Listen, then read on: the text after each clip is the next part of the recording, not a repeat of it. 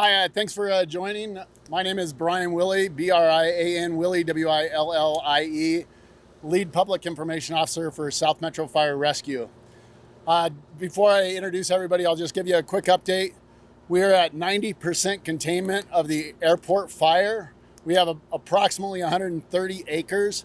Today's objective is to work on 100% containment and to strengthen our lines within the perimeter that we have. Joining us today is Fire Chief John Curtis with South Metro Fire Rescue. John Curtis, John-Curtis, Fire Chief, along with Sheriff Darren Weekly with Douglas County Sheriff's Department. Darren Weekly, D-A-R-R-E-N, Weekly, W-E-E-K-L-Y, along with Douglas County Commissioner Abe Layden, Abe, A-B-E, Layden, L-A-Y-D-O-N. And we'll start out with a statement from Sheriff Curtis, or Chief Curtis with South Metro Fire. Good morning, everybody. Thanks for joining us today. Just to give you a little update on the incident, just after 2 o'clock yesterday afternoon, multiple calls came into South Metro's Emergency Communications Center, where we dispatched a small brush fire response to the area of Highlands Ranch Parkway and Highway 85. Multiple reported fires differed from that original location just south of that area, and we responded in kind to those same areas along Titan and Highway 85, as well as the southern corridor on Santa Fe, extending down towards Louviers. During that time, the Douglas County Air Resources were launched on the initial call and helped visualize some of the southernmost spot fires that were immediately identified. South Metro crews upgraded immediately to a large brush fire response and quickly to a second alarm wildfire interface due to the fire conditions, fuel loads, and potential structure involvement. Unified command was quickly established by South Metro leadership and incident command, bringing all agencies together to focus on tactical priorities and incident stabilization. In total, we had over 140 personnel on scene of this incident from South Metro Fire Rescue, West Metro Fire, Castle Rock, West Douglas Fire, Jackson 105, and Franktown Fire. Area coverage was also provided within South Metro's district by Denver Fire and as well as Aurora to help provide support for our daily incidences that we were running during the same time this incident was occurring. Also involved were the Douglas County Office of Emergency Management and the Douglas County Sheriff's Office, as well as Emergency Services, along with Burlington Northern San Francisco Railway and the American Red Cross. Unknown number of evacuees, as those evacuations orders have been lifted last night, primarily in the area of Louviers, to which we thank those citizens for being flexible and erring on the side of caution with us. Most importantly, no structural damage incurred, both residential and commercial. And most importantly, along with that, no injuries were reported to our community members nor our firefighters involved fighting this incident. Containment, just like Brian said, of almost 90% containment with the fire approximately at 130 acres. We anticipate this number to increase over the course of the day as it continues to burn in heavier fuel loads down in the Plum Creek bed area. Again, the objective is continuing mopping up this fire and bolstering containment lines, getting to 100% containment hopefully in the next couple of days. We anticipate some higher temperatures and some winds today, but feel comfortable with the containment that we have and the resources that are on scene and in place.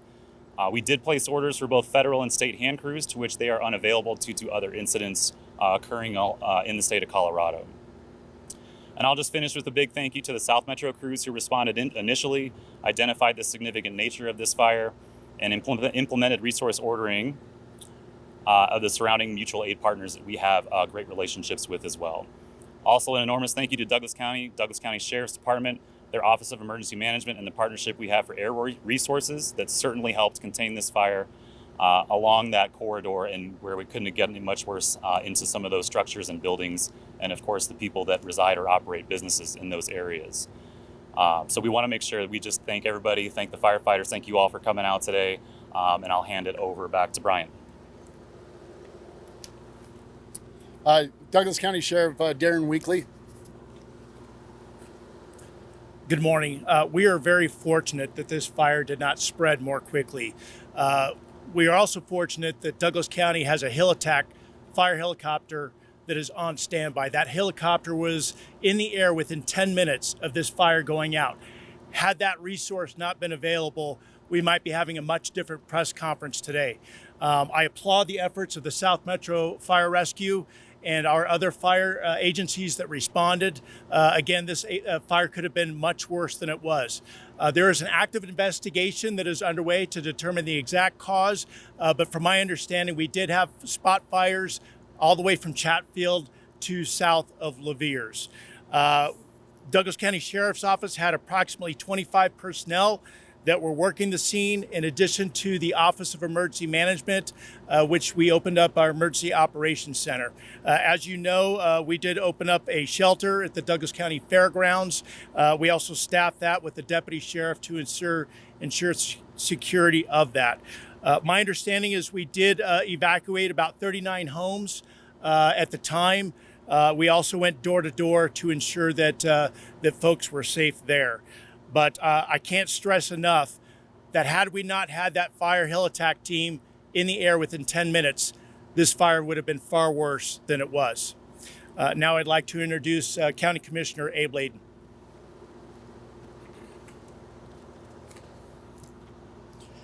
Thank you. Good afternoon, everybody.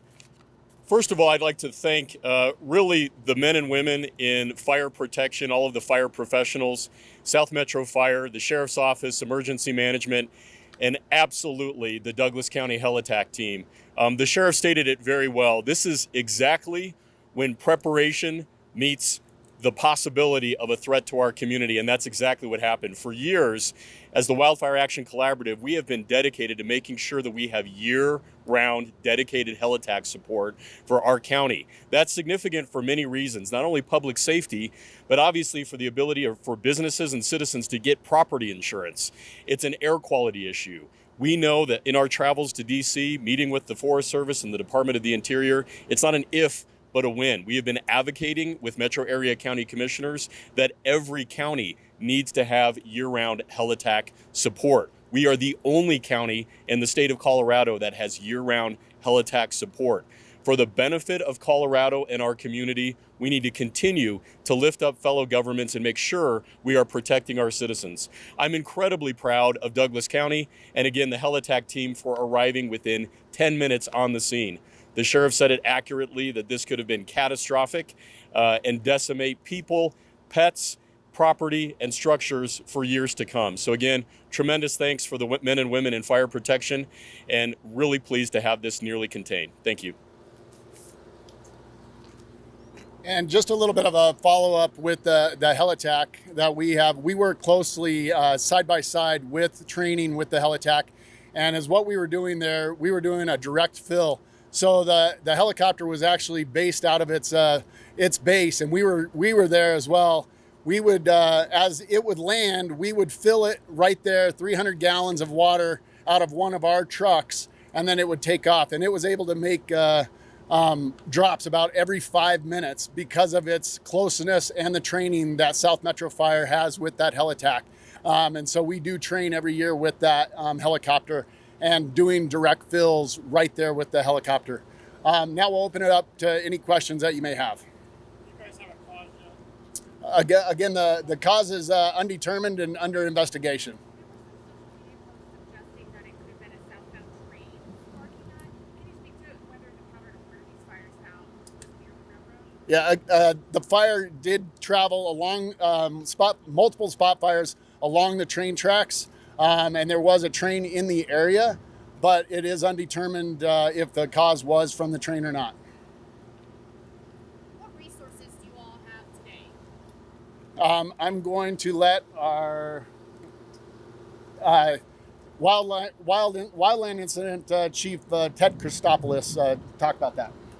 I didn't hear the question, but good morning, Battalion Chief Ted Christopoulos, TEDCHRISTOPOULOS, South Metro Fire Rescue, Wildland Operations Chief for the incident, and I did not hear the question. Can you run us through what resources you all have today?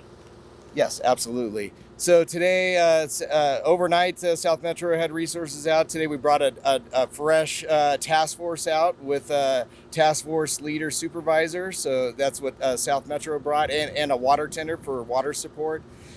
We have Douglas County OEM heliTAC module out there working alongside of a Department of Fire Prevention and Control, state of Colorado. Another SAW module working with OEM resources, and we're also using the helicopter right now as we speak. And talk about how many involved in the task force, how many brush trucks. Oh yes, so we have 5 engines and a supervisor is what a task force is. How long? A question about the helicopter.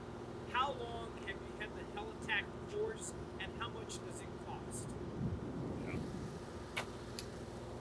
Thanks, Vicente. Appreciate that question. $1.8 million was the contribution that Douglas County made to our heliTAC team to not only make sure that it's local, right off of Moore Road, but year-round. So we do have that contract even during the off years. I would remind everyone that fire season is January 1st through December 31st. The Marshall Fire was late December. We all tend to have short memories when it comes to wildfires. Once again, we're here. Being proactive and ahead of the game is significant. We've had that program in place for the last 3 years, and we're continuing to reinforce that with professionals from the state and the feds, as well as our local wildfire professionals. Is that 1.8 million every year? 1.8 million was the investment year-round for aerial support, including that dedicated heliTAC team. If you want to Yep. build upon just where Douglas County stands when it comes to wildfire response, I mean, you've lauded in the past that Douglas County is the best when it comes to wildfire response. Do you want to build on that now that we have an example? Yeah, Noah, thanks for that question. And candidly, the state's Firehawk was not available, right? So for any county that could have faced a situation like this, if you don't have a helicopter, you're dead in the water, right? So the importance of public safety in our community is paramount. People often ask, why is Douglas County so prosperous? It's because we invest more in public safety than any other county in the state. And wildfire protection is the #1 potential threat facing our community. Again, that map shows that California and Colorado, we are the hottest, the brightest, and the reddest in the nation. So again, reinforcing that need to focus on wildfire mitigation. So the rest of the Colorado right now is there's more wildfires bursting out at Gunnison even. Yeah. How should the rest of Colorado take influence, not just from the heliTAC team, Yeah. but from the response times to South Metro Fire Rescue and other agencies that have responded? That's a great question. And citizens play such a crucial role. We also have an in-kind match where people can mitigate their densely wooded areas in their properties, and the county provides a 50% match. So again, not having kindling on your property, again, Douglas County is 51% open space. So for citizens to go out and mitigate that gamble oak in and around their property, I would encourage other counties to provide that kind of matching grant for their citizens that might be, cash poor but property rich, again, to prevent the threat of wildfires. Yeah. Speaking of mitigation, the land where this happened, do we know if it had been mitigated recently by the county, or is this something that followed the railroad and it's super close to the tracks there? Thanks, Olivia. I'm going to have our wildfire professionals who are on the scene address that. Yeah. I did not hear the question. Sorry. Has the land been mitigated where this was, like by the county or by the railroad? Do we know? That I can't unequivocally answer. Douglas County might, but most of it is not. I mean, around that Plum Creek area is what we call a riparian area. So we basically leave that alone and try not to do anything in there. But the hazard of that, though, is the cottonwood trees and the grass that grows out of there. So I don't want to speak for Douglas County on what projects they've done in there, because I know they're out in the community in open space doing projects. So that's probably happened. But the areas that we were fighting fire yesterday had not been mitigated. Do we know how close the fire got to structures? It came right up to structures in many places. So again, that's definitely the issue of mitigation. We got to start creating some defensible space between the structures to give us an opportunity to get in the middle of that and actually put fires out. So yeah, great message to get out. How close did it come to homes? It came right up to homes on Main Street and Louviers, like literally right up to homes. And we had crews actively engaged in structure protection. And Chief, from a technical standpoint today, what are you looking for? People are watching you talk right now. Is there a possibility wind could come in today and whip up those warm spots? Is that what you're watching, and how are you dealing with that? Absolutely, great question. Yes, every afternoon we're kind of seeing what's going on. We get this incredible heating in the morning time hours, which starts to build up the clouds that we're seeing forming here in the west. So that's pretty much the regimen that we're seeing on a daily basis right now, and we're seeing winds up to 50, 60 mile an hour gusts coming out of the west. So yeah, we're very concerned about that today. That's why we worked really hard last night and again this morning to build containment. But we do have concerns. We have very tall cottonwood trees, 40, 50 feet tall, that have fire all the way up at the top. So as the wind's coming across them, it's throwing embers potentially outside of our line. But again, we feel really comfortable with the resources we have today that we can hold that. Absolutely. Sorry to Yeah. interrupt, but can you talk about the Black Hawk helicopter not being available? What we had normally have done in this instance, I know you guys did have two helicopters up last night, one from the field.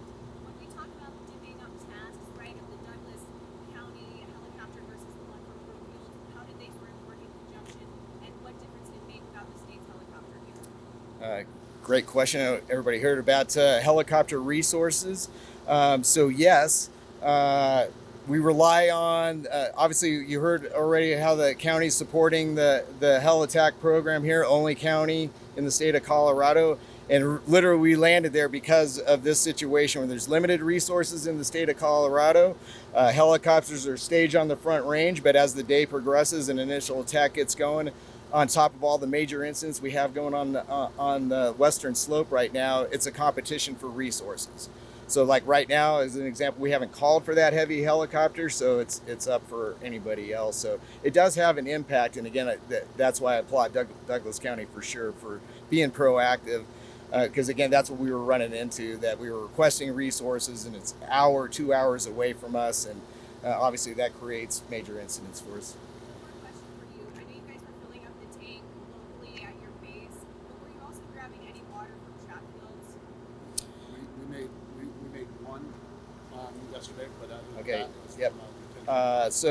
from, So we made one pool out at Chatfield Reservoir. Obviously, with recreation going on a Sunday, we're impacting that. So we had other abilities, and frankly, what ended up happening is the short turnaround time from the helibase to the fire was more advantageous for us to land the helicopter, pump 300 gallons of water, and put it back in the air. So really short turnaround time. So it was productive. How many helicopters? Are we talking about one that were over this fire? Yeah, we ended up with Douglas County's helicopter, Forest Service contracted helicopter that we pulled all the way from the western slope. So it came literally all the way across here, and then an aerial helicopter supervisor. So we had a helicopter supervisor, the Douglas County helicopter, and then a federal Type 1 helicopter, Sky Crane. So 2 aircraft. We had 2 helicopters and so really 3 aircraft. If you count the supervisor that was flying above everybody, kind of coordinating the helicopters. But 2 were dropping. Yes, two were dropping water.